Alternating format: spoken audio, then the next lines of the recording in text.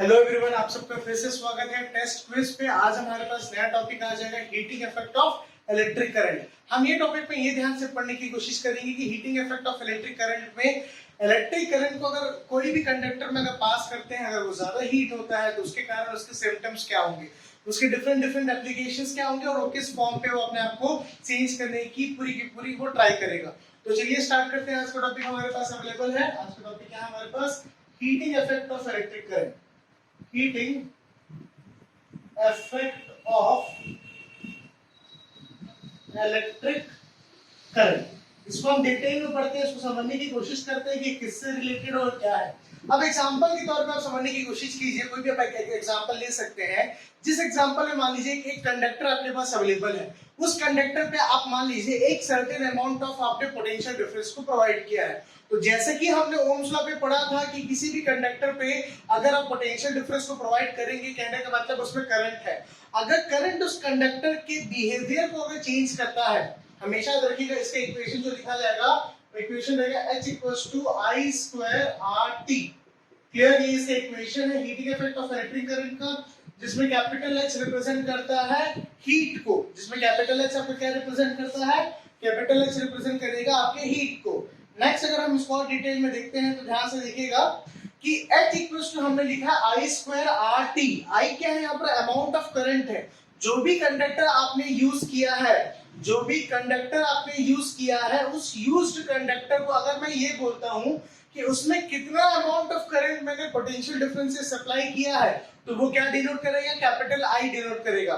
R क्या हो जाएगा? R हो जाएगा उस पर्टिकुलर कंडक्टर का रेजिस्टेंस। R क्या होगा आपका? उस पर्टिकुलर कंडक्टर का रेजिस्टेंस। वो रेजिस्टेंस को डिनोट करेगा कि उस कंडक्टर में कितना रेजिस्टेंस था। अब देखिएगा, आप समझने की कोशिश कीजिएगा कि रेजिस्टेंस को हम दो कैटेगरीज में डिवाइड करते हैं।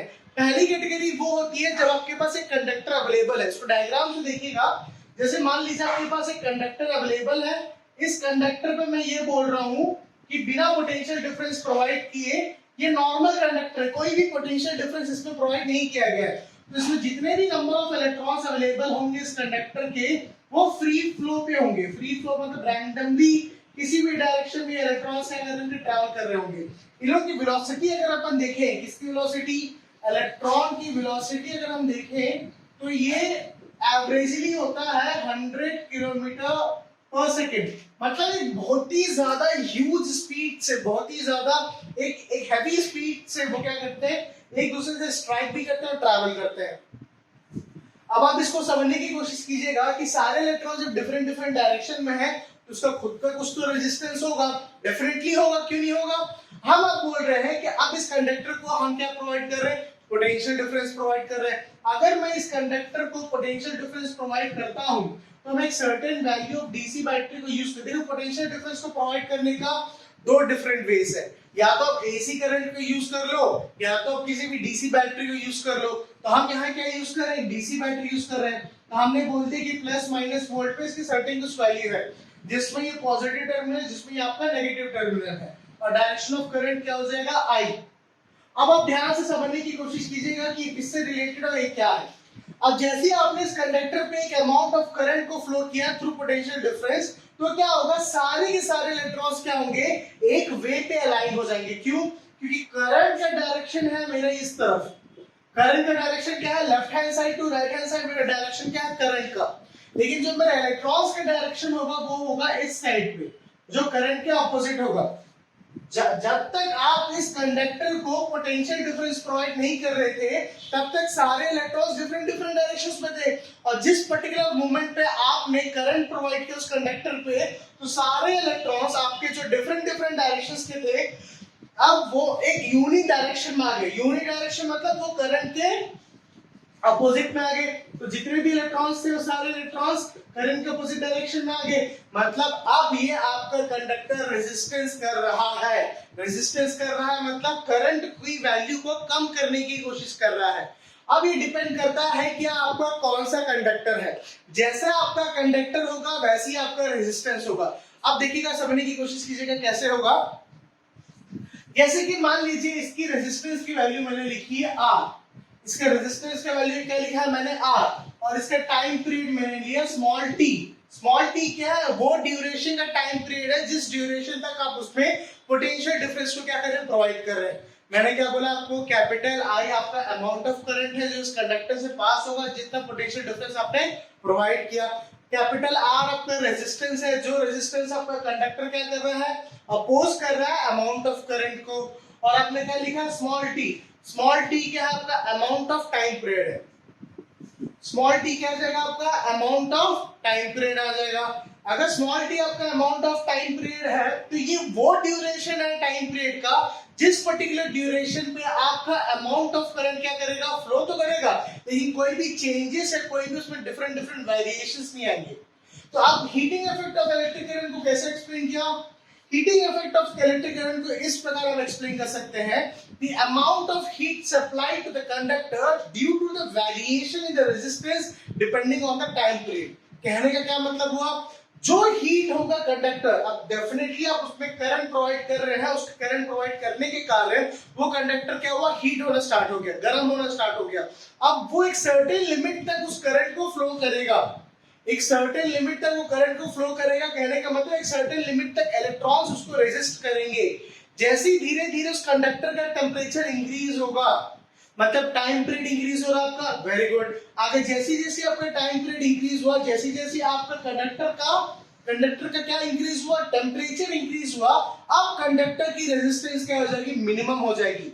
कहने का मतलब है, आप इसको आप ऐसे देखिए, इमिशन ऑफ इलेक्ट्रॉन्स होता है। इमिशन ऑफ इलेक्ट्रॉन्स मतलब किसी भी कंडक्टर को आप एक ह्यूज टेम्परेचर प्रोवाइड करते हैं तो उससे इलेक्ट्रॉन्स बाहर आ जाते हैं। अगर इस पर्टिकुलर कंडक्टर को मैं एक मैक्सिमम टेम्परेचर प्रोवाइड करूंगा तो इलेक्ट्रॉन्स क्या जाएंगे, बाहर आ जाएंगे। तो इलेक्ट्रॉन्स अगर बाहर आ जाएंगे तो रेजिस्टेंस बहुत कम हो जाएगा। अगर रेजिस्टेंस कम हो जाएगा तो करंट ज्यादा से ज्यादा फ्लो होगा। अगर कंडक्टर का रेजिस्टेंस एकदम जीरो हो गया तो कंडक्टर का वर्किंग क्या हो जाएगा, जीरो हो जाएगा।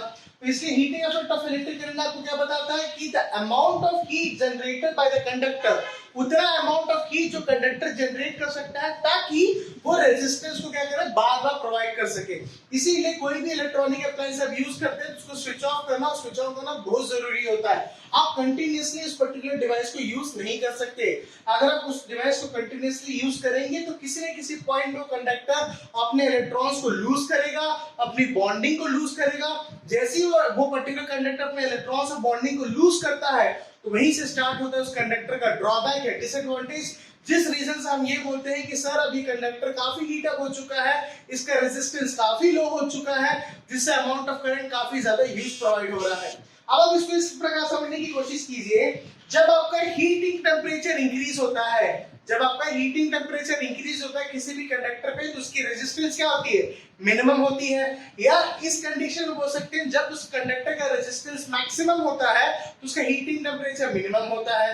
या तो आप इसको दूसरे केस में डिफाइन कीजिए, अगर किसी भी कंडक्टर को इनिशियली टेम्परेचर दिया जा रहा है तो कंडक्टर का टेम्परेचर इंक्रीज होना यानी कि हीट इंक्रीज होना स्टार्ट होता है। तो आप इसको सिंपल वर्ड्स में ये समझ सकते हैं कि जैसे आपका रेजिस्टेंस इंक्रीज होता है हीट डिक्रीज होता है, जैसे आपका रेजिस्टेंस डिक्रीज होता है आपका हीट क्या होगा, इंक्रीज होगा।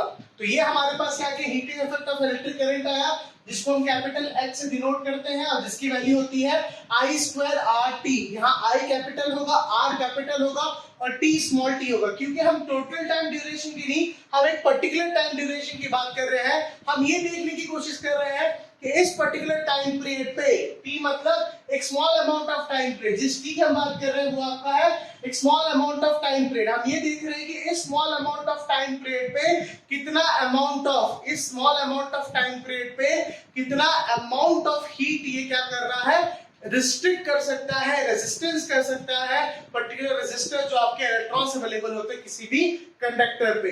तो ये टॉपिक हमारे पास है heating effect of electric current. यहाँ हमारा चैप्टर कंप्लीट होता है इलेक्ट्रिसिटी।